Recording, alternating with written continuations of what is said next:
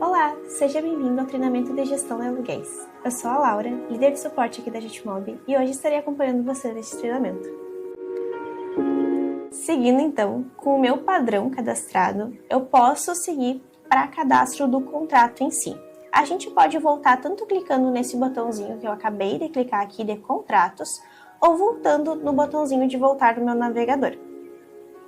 Retornando aqui, eu vou clicar no botão de mais novo contrato. Posso selecionar aqui, utilizar padrão de contrato existente, seleciono como sim e seleciono o padrão que a gente acabou de cadastrar dentro do sistema. Quando eu clicar em próximo, vocês já vão ver que algumas informações vieram preenchidas, como por exemplo, a duração em meses e a finalidade que a gente informou anteriormente. Agora, eu vou informar aqui qual que é o imóvel que eu vou ter este contrato vinculado. Vocês podem procurar tanto pelo endereço quanto pelo código do imóvel. O sistema ele vai gerar um código de contrato para vocês de forma padrão. Então vai ser um número aleatório, que toda vez que esse imóvel for locado, vai ser o mesmo código, mudando apenas o númerozinho que vem após a barra. Logo após, então, eu vou informar a data de início desse contrato, independente da data que eu esteja cadastrando esse contrato no meu sistema. Vai ser sempre a data que ele realmente iniciou. Vou informar quem que é o responsável por esse contrato, então a pessoa da imobiliária que vai estar cuidando ele. O proprietário vai vir vinculado já do cadastro do imóvel e caso eu queira, eu posso também informar alguma etiqueta aqui. Prosseguindo então, o locador ele vai vir como o próprio proprietário do imóvel, mas se eu quiser eu posso colocar o nome de outra pessoa aqui, vem como beneficiário. Locador e beneficiário seriam sempre as mesmas pessoas, mas caso vocês tenham algum caso de contrato onde o locador seja uma pessoa e o beneficiário seja outra, como por exemplo, a esposa, o pai, o filho, a gente pode colocar o beneficiário sendo outra pessoa. Aqui é muito importante vocês se atentarem a esses detalhes, pois quando eu seleciono o beneficiário, logo em sequência eu preciso informar como que vai ser o método de repasse, como que essa pessoa vai receber o valor na conta dela.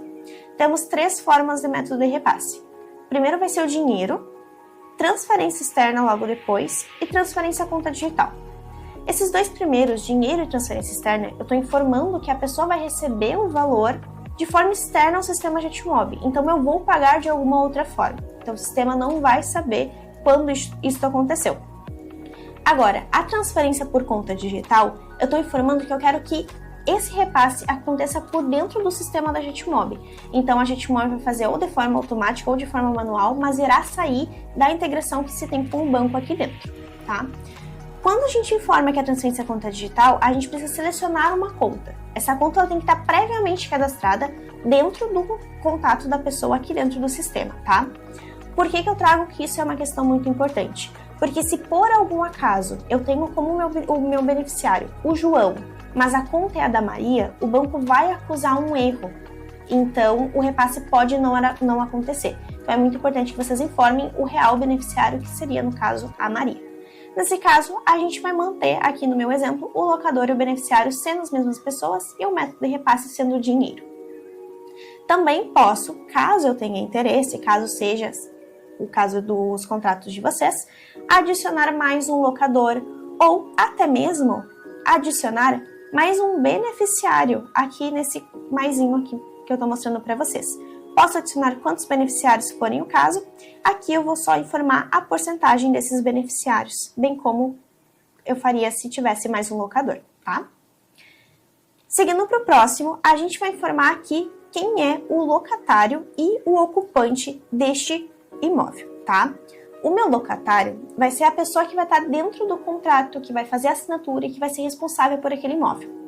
O ocupante aqui, ele é mais uma pessoa a critério informativo para a imobiliária, porque eu posso ter o ocupante mais pessoas do que são de locatários, e é mais para vocês terem um registro dessas pessoas e poderem ter o telefone de contato, caso aconteça algo que vocês precisem entrar em contato com esses inquilinos, tá? Então, é mais nesse sentido. O ocupante, ele não é uma informação obrigatória. Seguindo, entramos aqui agora no processo financeiro, tá? Vocês vão informar, primeiramente, o valor do aluguel. Aqui é muito importante que vocês informem especificamente o valor do aluguel. Não somem com nenhuma outra taxa, porque é a partir deste valor aqui que o próximo tópico, que é o índice de reajuste, vai calcular quando for o momento do reajuste. Então vocês podem até ver aqui que algumas informações vieram preenchidas de forma automática, tá? O valor do aluguel ele veio de forma automática, que a gente tinha cadastrado lá no imóvel primeiramente, e a taxa de administração e intermediação bancária vieram preenchidas porque eu já tinha preenchido no meu padrão de contrato. Toda essa abinha aqui já veio previamente preenchida, mas se eu quisesse mudar alguma informação, eu poderia mudar agora sem problemas nenhum. Explicando um pouquinho para vocês algumas diferenças, tá? A taxa de administração é aquela taxa que a imobiliária vai ficar cobrando a partir do segundo mês, como se fosse realmente a mensalidade que o proprietário está pagando para vocês, por vocês estarem gerenciando, cuidando deste contrato para ele. Já a taxa de intermediação, ela vai ser uma taxa que a gente vai cobrar só no primeiro aluguel. Ela vai ser cobrada por conta dos custos que a imobiliária vai ter com visitas, com os custos contratuais, os custos dos corretores por terem ido visitar o apartamento. Então é como se fosse ali uma bonificação maior para cobrir todos os custos que tiveram enquanto o imóvel não estava alocado, tá?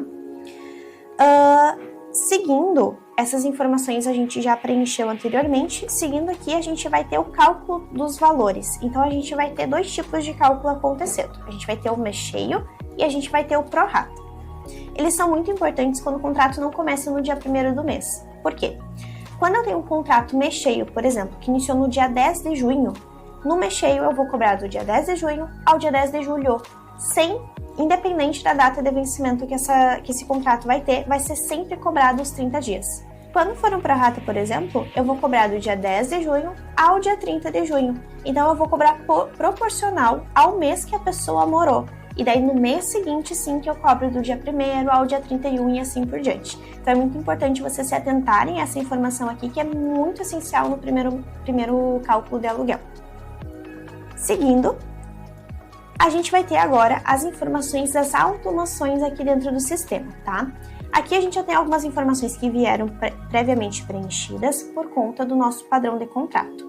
Mas eu vou escolher a forma de pagamento, vou informar o dia do meu vencimento, vou selecionar qual que é a minha próxima competência. Lembrando, a competência é referente a qual mês eu estou cobrando e não necessariamente ao mês que a pessoa vai me pagar. Então, nesse caso, eu estou cobrando junho, sendo modalidade pós-pago, tá? Emitir faturas automáticas, se eu marcar sim, eu tenho que informar quantos dias antes do vencimento. Isso quer dizer aqui, o sistema já nos traz uma base de cálculo, então previsão de emissão dia 5 de julho de 2026. Por que julho? Porque a minha modalidade é pós-paga, ou seja, a pessoa morou e depois ela vai me pagar. Então vocês podem ver aqui que a minha próxima competência ficou junho, mas a minha previsão de vencimento está julho. Muito importante vocês cuidarem dessa informação na hora do cadastro, o sistema já vai trazer para vocês direitinho as previsões e caso vocês tenham alguma dúvida, vocês podem nos contatar no chat interno também. Vou ter em sequência, então, enviar faturas por e-mail. Caso eu selecione sim, vai me aparecer aqui o locador e eu vou selecionar o e-mail que ele vai ter no cadastro dele. Novamente, o e-mail tem que estar previamente preenchido, caso não esteja, eu posso cadastrar diretamente por aqui. Vou informar o responsável do pagamento, que é uma informação importante da gente ter quando a forma de pagamento ela é boleto. E vou ter a opção também de enviar este boleto para um e-mail secundário. Então, caso eu tenha 2 locatários ou caso a gente tenha um contrato social que eu precise encaminhar para uma prefeitura. Mas fica a critério de vocês essa informação. Um ponto legal aqui também é que, por mais que eu tenha emissão de faturas automáticas, não necessariamente o envio de faturas precisa ser automático também. Então, eu não preciso ter os dois sim obrigatoriamente ou os dois não. Quando a minha emissão de fatura acontece e eu tenho um envio de faturas automático, o meu envio de e-mail ele vai ser 1 hora após o sistema ter gerado a fatura. E finalizando agora essa parte, quando vocês tiverem uma forma de pagamento como boleto, vocês podem informar aqui se vocês quiserem dar um desconto por pagamento antecipado. Vocês, tanto quanto imobiliária quanto locador, podem dar esse desconto e vocês podem botar o desconto tanto em reais quanto em porcentagem. Seguindo, a gente vai ter a automação de repasse agora, onde eu vou configurar se eu quero que o meu repasse seja automático ou não. Configurando o meu repasse automático, eu vou precisar informar que dia que eu quero que esse repasse aconteça. Então, a gente vai informar aqui dia 15. E aqui é um ponto muito importante, tá? A gente vai ter repasse garantido, sim ou não. Se o meu repasse não for garantido, quer dizer que todo dia 15 o sistema vai tentar fazer o repasse e se a minha fatura ainda estiver em aberta, ele não vai fazer. Ele vai tentar dia 15, dia 16, dia 17, uma vez por dia, até ele identificar que a fatura está aberta, mas o repasse não vai acontecer se o valor não cair na conta de vocês. Agora, se eu marcar que o meu repasse ele é sim garantido, eu preciso informar por quantos meses, e a gente vai interpretar esses meses a cada 3 meses consecutivos, por exemplo. E sendo o repasse garantido, a gente tem uma informação muito importante para cuidar aqui, tá? A gente selecionou que o meu repasse ia acontecer sempre no dia 15. Porém, o meu vencimento, retornando aqui, ele é no dia 10. Quando eu tenho um repasse garantido, eu entendo que se a fatura já venceu, a garantia já é aplicada e o proprietário já vai receber. Então, por mais que eu tenha selecionado o dia 15 aqui, no repasse garantido, ele sempre vai acontecer no dia do vencimento, tá? Seguindo dessa forma, a gente vai ter a possibilidade de seguro incêndio. A gente pode informar um seguro incêndio caso eu já tenha contratado por fora, ou eu também posso contratar um seguro incêndio por dentro do sistema. Nesse caso aqui, vocês precisam ter sempre o Cressim formado dentro do sistema para poder contratar esse seguro incêndio, mas com o Cressim formado, a contratação ela é muito simples, vocês podem clicar nesse botãozinho aqui, que vai ser bem intuitivo. O sistema vai apresentar para vocês alguns valores, vocês selecionam, no clicar em confirmar, vocês já têm um seguro para este contrato em específico, e a seguradora que a gente tem parceria ela é a Mafre, então qualquer dúvida que vocês tiverem também podem nos chamar no chat interno ou no e-mail. Seguindo, a gente tem, para finalizar o contrato, um tipo de garantia. Então, a gente tem vários tipos de garantias aqui, vocês podem selecionar qual que vocês quiserem e podem, inclusive, selecionar que não possui garantia, tá? Mas precisa informar alguma, pelo menos aqui. Uma coisa importante que vocês precisam cuidar bastante é que, se eu for informar algum tipo de garantia, o meu contrato ele não pode ser pré-pago, tá? Modalidade pré-pago já se enquadra em um tipo de garantia, então é muito importante vocês cuidarem isso para não ter o risco de ter 2 garantias dentro de um contrato. Finalizando essas questões, a gente pode salvar e o meu contrato está cadastrado dentro do sistema. Pronto! Agora que você aprendeu a utilizar essa funcionalidade, pode aplicar na rotina da sua imobiliária e otimizar mais ainda a sua gestão. Se surgir qualquer dúvida, pode nos chamar no chat interno dentro do sistema. Estamos aqui para te ajudar. E se você gostou do conteúdo, deixe seu like e se inscreva no canal. Até o próximo vídeo!